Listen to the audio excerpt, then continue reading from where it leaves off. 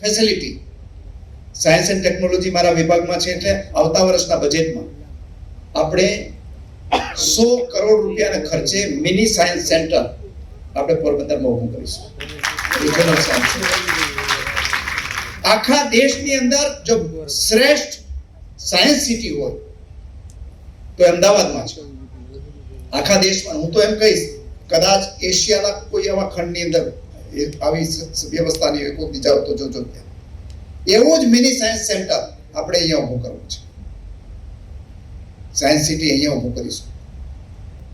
Tourism એટલા મોટા પાયે આપણે લઈ આવવાના છીએ કે સોમનાથ અને દ્વારકાને સાથે ટક્કર લઈ જાય, રિવર્સ માઇગ્રેશન શરૂ થાય, બહારથી અહીંયા સુધી આવે, એ પ્રકારની વ્યવસ્થા આપણે ઊભી કરવી છે.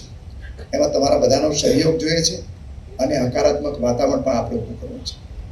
અહીંયા પોરબંદરને વિશ્વના નકશામાં મૂકવાનું કામ સાથે મળીને કરીએ એવી વિનંતી સાથે અહીંયા આજે તમારા બધાની વચ્ચે આવવાનો મોકો આપ્યો, એટલે બધા મિત્રોનો ખૂબ ખૂબ આભાર માનું છું.